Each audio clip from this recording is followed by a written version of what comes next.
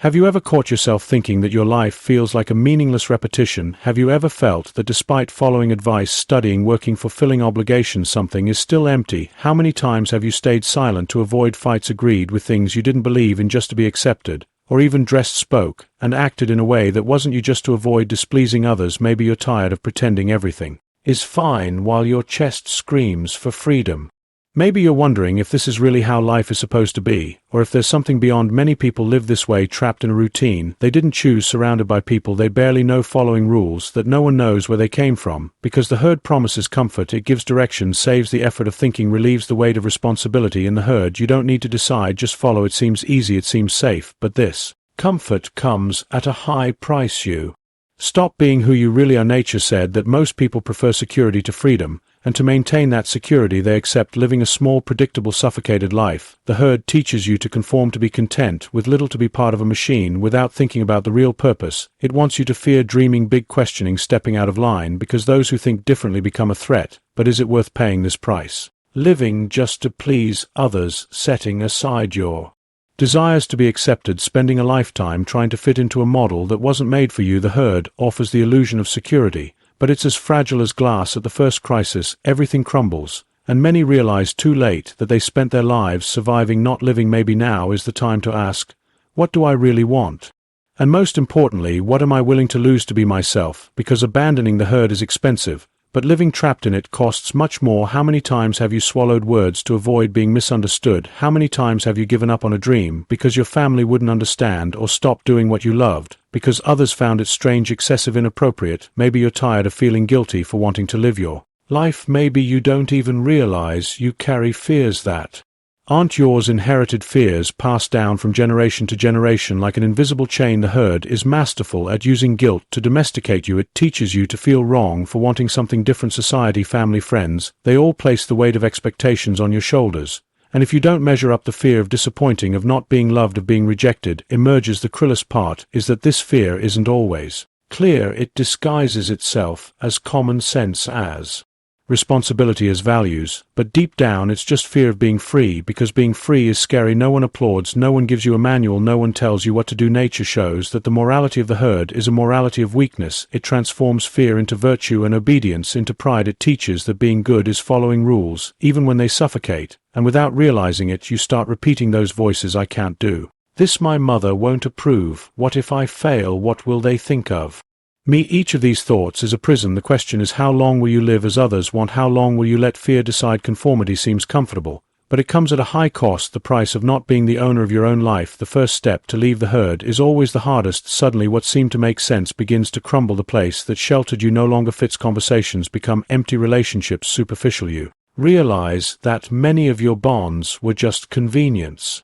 habit, fear, and when you start questioning, challenging the unspoken rules, the herd reacts. You become the strange one, the ungrateful one, the rebel. The pain is real. It's a deep emptiness. You feel as if you're betraying something greater, your family, your community, your culture. It's the weight of being rejected by the good ones, the right ones, those who follow the script without questioning. The judgmental look hurts more than any word. You understand that many were only by your side because you agreed, said amen, were part of the bubble. When you leave the bubble, the silence screams. It's the silence of exclusion, the silence of those who don't know how to deal with your freedom. Nature knew the solitude of the freethinker is inevitable. This feeling of non-belonging is the initial price of freedom. It's not easy to break free from a system that shapes from childhood the idea that the right thing is to follow what others do. The first rupture hurts, but this pain is the sign that something inside you is being born. You are finally beginning to live. Freedom is not a flowered garden, it's a desert when you choose authenticity. What awaits you is not a party, applause, or acceptance, it's solitude.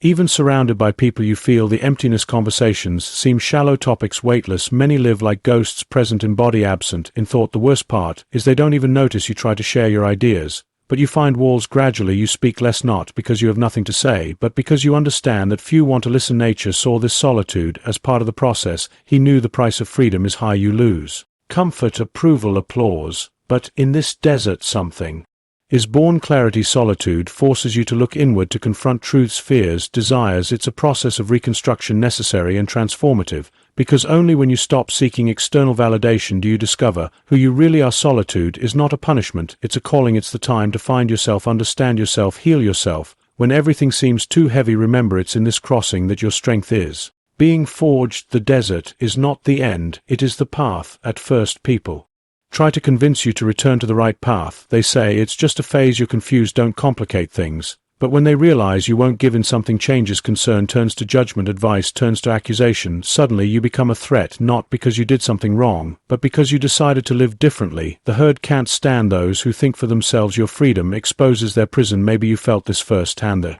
friend who distanced themselves without explanation, the family that started looking at you as a problem, the criticisms disguised as care. You've changed too much. Be careful not to lose yourself. Those ideas are dangerous. What they really mean is, you're reminding me of everything I didn't have the courage to be. The resentment of the herd is a subtle poison. It attacks you, but pretends to protect. Nature said that the morality of the herd is a morality of disguised envy. They don't want you to shine, to stand out, to be free, because that forces them to see their own chains. They don't want anyone to go beyond. They want everyone equal in mediocrity, in conformism, in lukewarm life. Those who dare to think become targets. First they try to convince. If you don't give up, they reject you. If you continue, they begin to hate you. This hostility is a test. And it hurts, of course it hurts, but it's also a sign. If the herd starts being bothered by your freedom, it's because you're on the right path. You prove, without words, that it's possible to live without being a prisoner. The fear that screams is not yours, it's theirs. The question is, will you let their fear stop you? Or will you continue, even if alone, knowing that your freedom is a lighthouse for those still trying to find themselves? There comes a moment when you stop explaining. At first you try to argue, justify your choices, prove you haven't gone crazy, that your decision to be free isn't a whim, but with time you realize it's no use.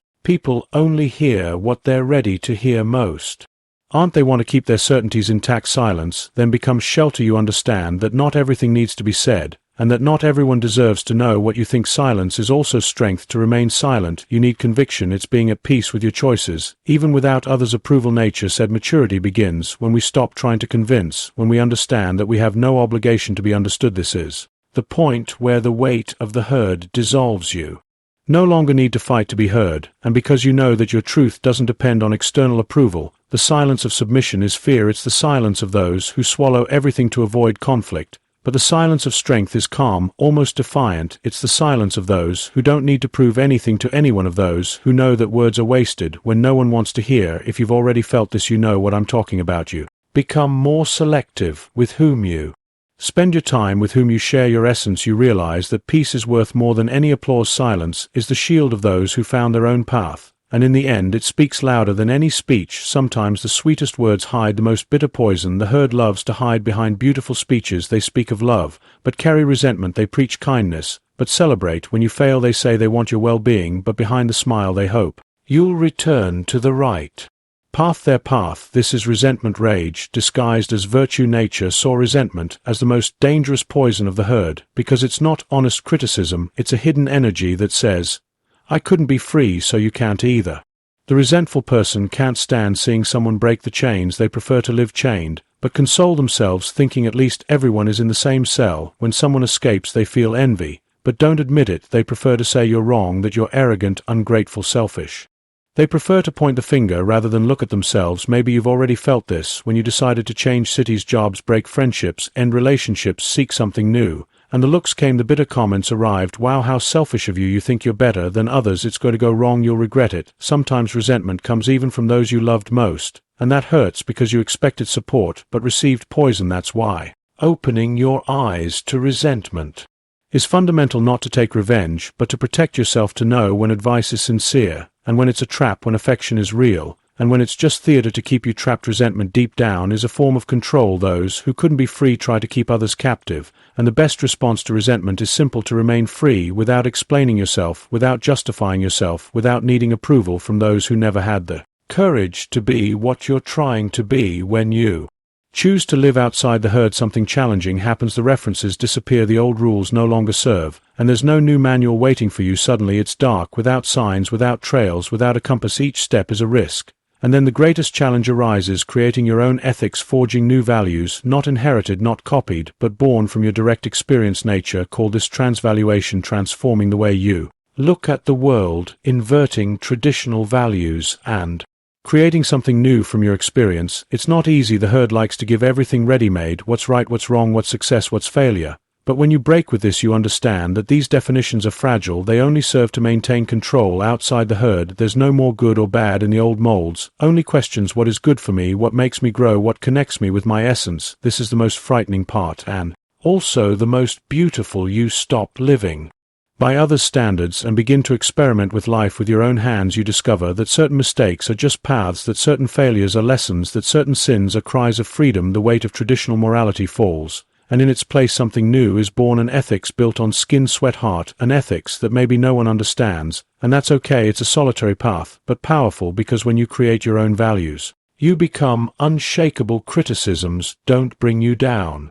Pressures don't mold you. You live to be faithful to yourself, not to please invisible audiences, and in the end you realize that the only approval that matters is your own. Being free seems like a dream, until you actually become free. At first everything is a cry of victory. You feel you can do anything, that nothing holds you back, that the world is an open field. But with time what was lightness becomes weight, because freedom, contrary to what they told you, doesn't come with guarantees. It doesn't promise comfort, doesn't bring security, doesn't give ready-made manuals. It demands that you be the sole responsible for every choice, every mistake, every consequence. And that's scary. You realize you can no longer blame society, family, teachers, the government. Now it's just you and life, face to face, without excuses. And the weight of this sometimes is crushing, because at the same time that everything is possible, everything can also go wrong. There's no one else to hold your hand. You are the only guide of your path, and for many this freedom is unbearable. Nietzsche knew this. He said that few can bear the burden of true freedom, because it doesn't give you applause, nor a guaranteed place, nor approval. On the contrary, it isolates you, challenges you, makes you doubt everything, even yourself. Freedom is an open field, but this field can also be an abyss. But that's where the glory lies, because being free despite everything is being truly alive. It's knowing that each step is yours, that each conquest is born from your courage, and that each pain is part of the price you chose to pay. It's living without labels, without approval, without an audience, an act of pure rebellion and pure beauty. You are not understood, but that doesn't matter. You are not applauded, but that doesn't define you. You simply are, and that's enough. There comes a moment when you understand you can no longer wait for someone to tell you what to do. You look around and realize there are no masters, no manuals, no right path. Those who seem to have answers are as lost as you. They just hide it better. And then something changes. If no one knows the way, then you'll trace your own nature. Call this being Übermensch, the person who creates their own values, who no longer needs the herd's rules to exist. It's not being perfect nor better than others. It's being faithful to yourself, even when the whole world tries to convince you that you're wrong. It's being your own guide, even if no one understands the map you're drawing. You don't need approval from family, friends, co-workers. You don't need to explain your choices. You don't need to justify yourself. The serenity of those who know what they want is silent. It doesn't shout, doesn't show off, doesn't beg to be noticed. You walk with firm steps, even if the voices around try to divert you. In the end you realize that the most powerful legacy is not in beautiful words or complex theories. It's in the silent example of those who dared to be free, of those who had the courage to say no to the herd, of those who lived an authentic life, even if it cost them acceptance from others. The world will always try to convince you to return to the herd, but you already know the price is too high. You've already crossed the desert, already endured the silence, already faced the resentment. Now you are your own guide, and this freedom is priceless.